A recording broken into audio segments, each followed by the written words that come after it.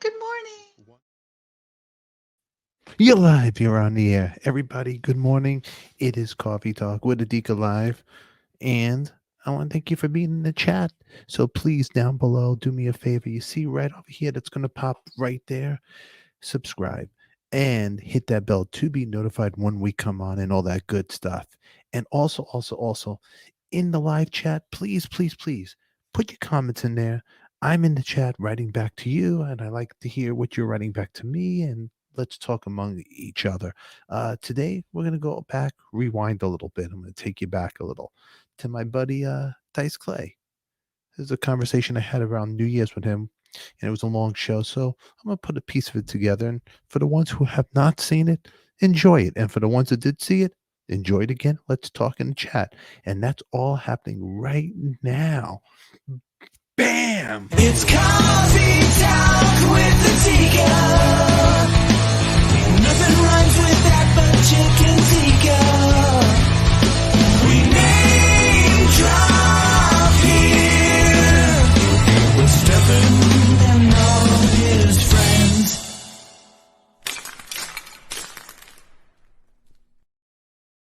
All right, everybody. Yeah, I had a conversation. One day I had a phone call from Dice, and we were FaceTiming each other. He goes, let's just do your show right now. So it was a moment I wasn't ready and I wasn't prepared. And it's raw and it's a lot of fun. But before we go and check that out, please check out our online store. We have great shirts. What I'm wearing right now. This is the black sleeve jersey right here. It's comfortable. It's great, and it could be yours. Just go online and order one. That's the navy blue one. And also we have hats. I'm wearing it all today. Okay, everybody, ladies and gentlemen, Mr. Andrew Dice Clay. Oh, he's calling me right now. I'm going to take that. All right, let's go watch the show. Alrighty. Check. Do me a favor. Don't cook. What movie? Do me if it's Public Greenwich Village. That's right. Very good. It's a Public Greenwich Village. Great movie. Do me a favor. Don't cook. Excellent. Don't cook. Sometimes, Charlie, you gotta whack 'em. You say, you put your coat on and you don't say goodnight to nobody. And that's just to humble. Best actor, Eric Roberts. He's amazing. He is amazing. What a great movie, man. You know, I always liked Eric, but I always felt a little bad because, the sister got gigantic. What's her name? Bridget? Julia Roberts. Julia Roberts. Yeah. And he did movies, but he didn't blow up like he should have. But that's how careers go. That's all there is to it. He was great in Star 80. Frighteningly good. Star 80. Yeah. Unbelievable. And take those fucking glasses off when he says that to her in the restaurant. Yeah. God, he was Star so 80. Tell him what Star 80 was. A movie about what? about Dorothy Stratton. That's right. Playboy Playmate of the year she was. And this piece of shit brought her out to LA From Canada. And she was trying to get rid of him to go with Bogdanovich, right? Yeah, that's correct. Who wound up? Didn't he wind up on The Sopranos as the other? He wound it up with her sister too. Well, that's It's just sad. The whole but thing. He was on The Sopranos. He was, yeah. Yeah, he played. But he did the psychologist for. Yeah. I think he was. He was. What's Lorraine Bracco? Yeah, he was Lorraine Bracco's therapist. Lorraine Bracco did Dice, the TV show. Did a couple episodes. She's great too. I loved working with her. I couldn't believe I was. You know what I mean? But Peter also was he did what's that movie? There was a big picture. He was a producer or director of Peter's one of. She had a nice fat can. Yeah, I liked her. I remember there was a TV movie about Dorothy Stratton, and Robert Reed from the Brady Bunch played Peter. And it was a bad casting for that. Mike No, Brady. but the movie But Star the movie, 80. it's great. I mean, Eric Roberts really should have just been nominated and won the Academy Award for Oh, that. he was the perfect Paul Snyder. His name was to be. But I could tell you why he didn't. Because the part he played was so violent, Yeah, and he was playing this real guy, and he's a method actor, so he was that guy. yeah, he was. So you could just picture people from the Academy go, no, no, no, no, no. And I think that's what hindered his career. That he was so great and so real, Yeah, that people like, when somebody plays that kind of murderer, you know what I mean? And I don't know if Pope came before or after that because he was amazing in Pope, he was great in Pope. but yet, like Mickey went movie after movie after movie, but Angel Heart he did afterward. Yeah, he was good. Eric has a good career, but nothing No, like he should have had. no, But I nothing. shouldn't even say that because careers are weird. It's a weird business. It goes the way it goes. I mean, I didn't really get to show off my acting chops till the last decade. I'm going to tell you right now. You did Vinyl. What a great, strong appearance you had in that, man. It was Thanks. so good. It was so good. And it wasn't a normal character that people are used to seeing. No, that guy. And what was beautiful, that's the beauty of working with someone like Scorsese because he really lets you develop and dig into the character you're going to play. Where did you go with that character? What was going through your head to get into that? That was a hardcore role, man. Well, number one, I was completely stoned the whole time I filmed. Okay? I mean, really stoned on fucking weed. I'd start smoking the minute I woke up. Yeah. And I'll tell you what happened the very first day. This was nuts.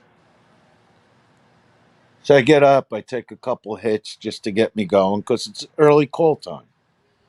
And I go in the shower and I fall in the shower like something you'd see in a movie where the feet go up in the air and the person comes flying down. And I guess because I was stoned, I didn't hurt anything. I mean, I came down to the lobby and I told them they need to put rubber mats in their bathtubs, but I didn't really get that mad at the hotel Mm. because of the fact I knew I was stoned. Then I'd smoke, when they'd pick you up to go out to Long Island, and I would smoke a little pot in the truck. So by the time I got to the set, I'm just fucking wasted. So I would really make sure I knew all my lines because I rewrote most of what was written for the character, and Scorsese okayed it all. He loved it. I sat in a trailer with him the day I got to town. I went over all the lines, and he loved what I did with the part. Like, first I called him from LA and he said, read some of it to me. And he goes, okay, we're going to go over all of it when you get here, but I love where you're going. And he let me do it all. But I was I didn't even know what this guy on the set, like, how there's a million producers. So I think it's called the line producer that's on the set. It's amazing. I'm only in the business 42 years. The guy that runs the set, that clocks everything, that tells you, all right, back from lunch. So he comes over to me because they got all this fake weed, you know. And the guy comes over and he goes, Dice, he goes, there's 100 cops here. We're talking about New York, though, Long Island. And I look at this guy and I go, there's not a cop in New York that's putting me in jail. I go, do you understand? They love me. All right. So he's like, yeah, but it's illegal. And I just go, walk away. You got a problem, go talk to Marty about it. Just get out of here. You know what I mean? Yeah. And I just kept smoking the real deal. So through the day, I was getting even more fucked up. And I would think about all the, well, Rick Rubin was never a druggie, Yeah. okay? But record producers, he's who I thought about. Record producers, just like comics or rock stars, they all have their way. Like if somebody asks me about another comic, I go, he's a comic. That's why he's the way he is. Yeah. You know what I mean? But I dealt with all those record executives for years, the Geffins and all these kind of guys, and radio stations. And, I did a million interviews, and that's what I thought about getting ready for that part. And I said, basically to myself, you just got to be whacked out of your fucking mind. And I was, you know, and I even hurt myself on that set. So first I fall in the bathtub. Now with the fighting, I wanted to do some of my own stunts, so they wouldn't just show the back of a guy getting his Yeah. face smashed in. Okay? Which was a brutal scene. Yeah, brutal scene, but the first punch. I mean, we shot at a mansion in Old Westbury, right? Like this old big mansion. And Bobby Cannavale, who I just love, Great actor. he number one, he's the nicest guy and of course an amazing actor. Mm-hmm. And I got into him when he did Boardwalk Empire. Loved it. Yeah. And we met, and we met during the Blue Jasmine because he did that when I did the Woody Allen thing. And he told me how he came to the Garden when I did the Garden in 90. And so we started becoming friendly from that movie. Then, he winds up the star of Vinyl, and I did my thing. So I rewrote that whole scene with the fight. Oh, this is great. Oh, I'll never forget this. But I handwrite things. I don't use a computer. In my world, computers don't exist. I don't believe in them. They don't work right. So I handwrite everything with a Sharpie. From the top of the line to the bottom, like a 5-year-old. Okay? So anyway, I'll get to this. So we start the fight, and he's got to give me like a right cross that sends me over this couch. This is the night before.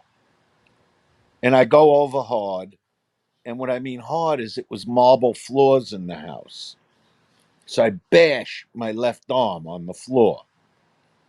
And I really bashed it. So they're icing it up all the way to my shoulder. The next day I show up for work. This is hysterical because Bobby Cannavale's the star of the show. But Marty surprised me and hired this fucking chick to massage me whenever I wanted the whole day. They hired her for the whole day. They put her in the library of the house, which was what Marty was using as his office. Yeah. So he moved his stuff to the laundry room, washer dryer, and she set up with the massage table and her big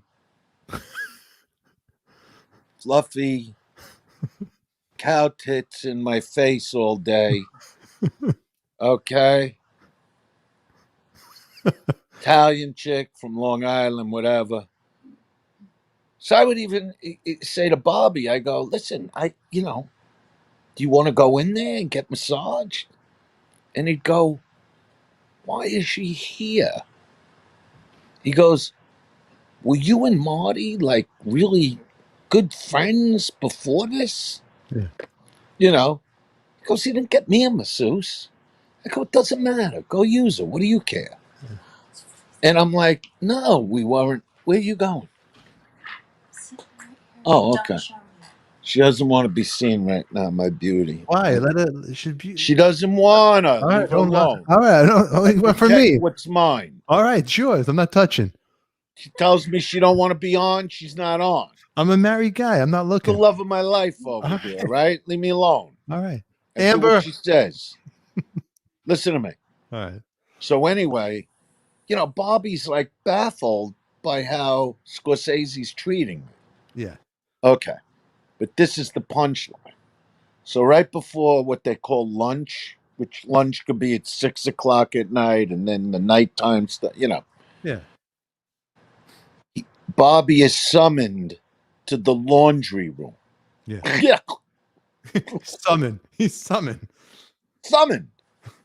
Like he's an extra. He comes in, and Scorsese's there, and I'm there, and Marty's like, all right, Dice, give him the lines. Give him the paper. So I take out from my back pocket, fold it up like in four, like 3 pages of dialogue that I've rewritten. Oh, this always makes me happy. So he opens it up and he's looking, he's looking at, like, make believe I'm holding. He's looking. He goes, what is this? And Marty goes, just learn it, and that's how we're gonna do the scene. And Bobby's like, we're gonna do what Dice wrote. Like, forget about Terrence Winter, like, who wrote Boardwalk Empire, who wrote The Sopranos, all that stuff, right? He goes, just forget that. And Marty's like, I like this. This is what we're gonna do. Dice knows what he's doing. Like Terrence Winter, one of the greats of all time, who I actually had a conversation with about this when it was all over. It was hysterical, And Bobby's like, all right, I know you guys are fucking with me. And Marty's like, Bobby, learn the pages, and we're doing it after lunch. So I got a masseuse in the next room. I got Bobby walking around going, am I really supposed to forget what I learned and learned it? I'm rewriting everything. And Scorsese didn't even want to kill me on the show. Like, they wind up killing me, but that's how it was originally. See, they weren't going to use a named person. They were going to use a guy about 350 pounds that nobody would care about, that was just mean, just learn the few lines that was written, and then they kill him. And then that whole season was about, cops trying to find out, like, if Bobby Cannavale was involved in the murder of Buck Rogers, the character. But Marty loved me so much, he didn't even want them to kill me. He wanted to be able to bring me back. But there's what they call the Bible of the season. So they sort of got to follow it. They can't just make a big change like that. Because if they didn't kill the character, well, what's the season about? And that was it. We did it, and I was stoned, and it was enjoyable. It was the best part of the show, actually. That whole scene, that scene was heavy, man. The violence when you guys were at it, when you get the house, the fight. That scene. was crazy. But that was crazy. And who else was in that scene? Do you remember? Bo D, who ran for mayor in New York recently. I forgot. Yeah, he was like, they did a movie about him. I think it was called like One Tough Cop. And babe, which Baldwin came to see me in at the Paramount? Stephen Baldwin. Stephen Baldwin. Yeah, he portrayed this guy like years ago, like 20 years ago. Oh, really? Yeah, it was like one of the toughest cops ever. And what's funny about Bo, because he's in that scene where they both kill me. It's like it's like a ditch or something. It's in the living room or something. I'm talking about who was in the scene. Yeah, but I forget the other guy's name. It was Bobby. It was. I remember Bobby. I remember there was another guy. Okay. Yeah. So Bo. The thing about Bo, he's funny because he's at that time he was in his mid 60s. Okay. Yeah. And I don't know, we were talking about working out or something. He goes, work out. He goes, Dice, feel my butt. You know. I go, what? He goes, just grab my ass. I want you to grab my ass. It's not like grabbing an ass. This is Bo saying Yeah. this. And I go, yeah, we're just hanging out. Yeah. I go, I can. I don't Yeah. know. Yeah. It's like weird what you're asking me. Yeah. He goes, I'm telling you, it's not like an ass. It's like a boulder. So I go, all right, whatever. And I grab it. Let me tell you something. Like cement. Like he wasn't tightening his butt. It just like picking up a boulder, like It's a rock. cement. It's like a rock, the guy. Like huh? I never felt anything like it in my life. I don't Yeah. even get it. Yeah. And he just, before the pandemical, Yeah. God bless you. God bless you. God bless you. You understand? All right. Before the pandemic. God bless. Wait, God bless you. You understand? Like, what does that part mean? Like, what's not to understand when somebody says God bless you? That's why she's with me. This is the only girl that's ever understood me. But I like that line. I want to say that now. What? I like when they Do it. sneeze. God, Yeah, wait, I'll make believe. Achoo. God bless you. You understand? What's not to understand? It was great, but you got to do it 2 times. Do sneeze one more time. Achoo. God bless you. You understand? You understand? The concern understand. No. You sneeze. I'll do it. Achoo. God bless you. Oh, You thank you. understand? Yeah, I understand. Yeah, I understand. You understand? Yeah. Yeah. Nothing to understand. But they say, yeah. Yeah, I understand. What, babe? Who are you talking to? Why are you saying it so low? He could hear anyway. I'm gonna go inside for a second. I'm freezing. You're going inside. For what reason? It's so cold. What's so cold? It's in the 50s. Where'd you go? Amazing. They just leave it. There's my buddy Mitch Weissman. Unreal. You understand? Mitch Weissman used to be one of the jam guys at the China Club. He was Paul McCartney in Beatlemania, the Broadway show. You ever seen that show? Winter Garden Theater? You understand? I never saw Beatlemania, Yeah. but I knew it was out there and I enjoyed it. Yeah, it was good. He Because was I'm on. a Beatles fan. Anybody that ever says they don't like the Beatles is just an asshole human being. Do you know what I mean? I know what you ever mean. meet one of them? I've met like 1 or 2 in my life. Yeah. And I also met a guy that said he didn't like Elvis. And I said, well, who the fuck are you to like anybody? I was in this guy's condo, right? Like I would go house hunting, right? Yeah.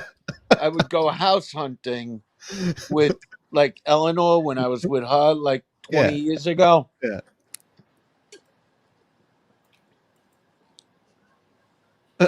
Like I'm an Elvis guy. Yeah. When I would do like all the arenas and all that, at the end of my, after the comedy, I had an 8-piece band. Mm-hmm. And I would do Travolta doing Grease Lightning. Yeah. I would do the Sammy Davis thing. Mhm. I would sing the Major Harris ballad that Luther Vandross really made famous, Love Won't Let Me Wait. And then I would do Elvis in concert for a few songs. And then close out with doing Santana, Soul Sacrifice. And I would get on the drums and play a big solo. So I'm an Elvis guy. Well. Thank you. Take it up, man. Ronnie Tutt on the drums. Anyway, Best drummer. One of my favorites. yeah. We talked So about anyway, perfect impression, by the way. perfect. So anyway, we're looking at this guy's condo, this old guy. He wants to downsize this stupid fuck. And I don't know how it came. He knew who I was and started talking about, but Elvis came up. Yeah. And he goes, "Oh, yeah, I don't like Elvis." So I just stop in my tracks. I go, "What do you mean you don't like Elvis? Who doesn't like Elvis?" You know. He goes, "No, well, I met him." I go, "You actually met him? Like, that's thrilling to someone like me." You know, like I met Sinatra, which was just as thrilling. But I didn't get to meet Elvis. He was gone already for years, decades. So, fuckhead. What a prick this guy was. Haven't thought of this guy in years. This no good motherfucker. Anyway, I could tell he was like a Yeah. cocksucker in his heart, Yeah. you know? And he goes, I go, "How didn't you like it?" "Well, you know, I got to see him in concert and then I was backstage." "Yeah, so?" "Well, you know, depending on how important you are is the kind of time Elvis would put in." I go, "You know what it is to be on stage and do a 2-hour concert? What, he didn't give you enough time ever? Who the fuck are you? What do you even do?" The guy I think was a chiropractor. Okay? So, and he's telling me this. I go, "So what the fuck? What are you gonna, what's Elvis gonna, you gonna give him an adjustment? What are you gonna do? What has he got to say to you? Be lucky you were back there. Be lucky you got to say hello. Be lucky they didn't just drag you out and just throw you out of the fucking back, you dumb fuck." And I go, "Eleanor, let's go. Let's go." And she's going, like, "Calm down." I'm calm. I just want to get away from this fucking guy. And I hate it fuck. And I hate your condo, I told him. I go, "It's small, it's tight, and it's gonna take forever to sell this fucking piece of shit." And I left. Fuck him. You don't like Elvis. Think I'm gonna buy your condo after you tell me you don't like Elvis? Right here, your boy Roy Boy. You're right. Do not trust a dude who don't like Elvis. Right there at the Elvis, bottom. the Beatles, you know, the Rolling Stones. How can't there be one song you like from the Rolling Stones? Do you know what I mean? Yeah. Honky Tonk Woman was one of the first songs I ever played on the drums. A lot of people don't know that. Honky Tonk Woman, huh? That's right. Da, da, da, da, da, da, da, da, da. Blah, boom, boom, bap, boom, bap, boom, boom, bap. Like yesterday. Charlie Watts, fantastic drummer. Jazz drummer, too. A lot of people don't know because they think of the Stones, but great drummer. He's a good drummer. Yeah. I wouldn't flip out over him. It's a But good feel.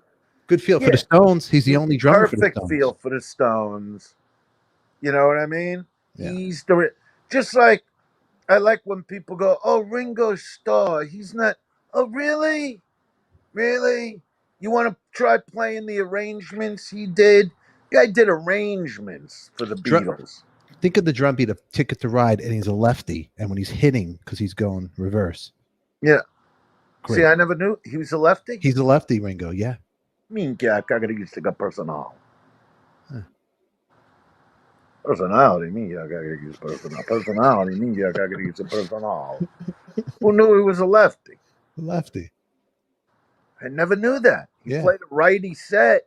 Yeah. Played a righty, but that's when he would his timing when he was doing Ticket to Ride, there was like a delay in it. It was an accident, and they kept it on the record because of that. Little tip over here from your Beatle friend ADIKA. Wow. Yeah. That's big. See? And I love Elvis because I got TCB tattooed on my arm. There you go. Wow. Yeah. TCB taking care of it. With the Tika. Nothing rhymes with that but chicken tikka. We name drop here. With Stefan and all his friends.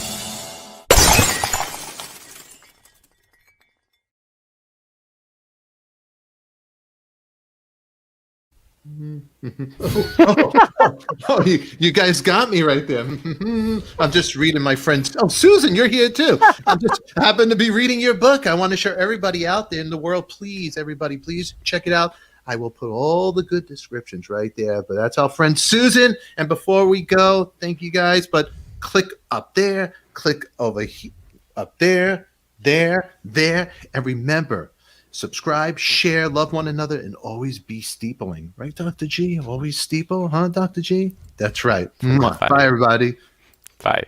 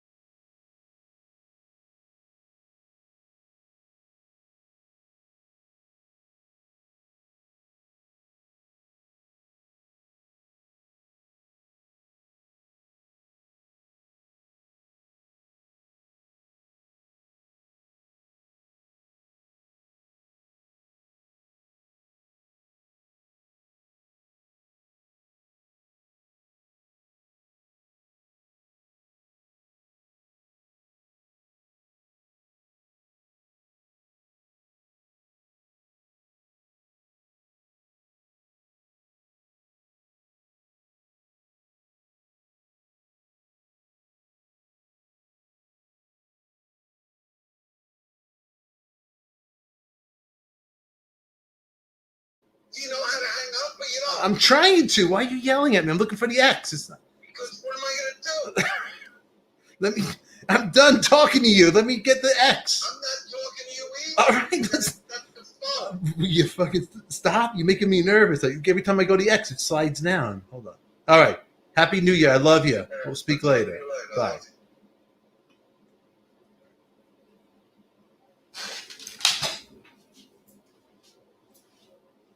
Hey, everybody. I love you.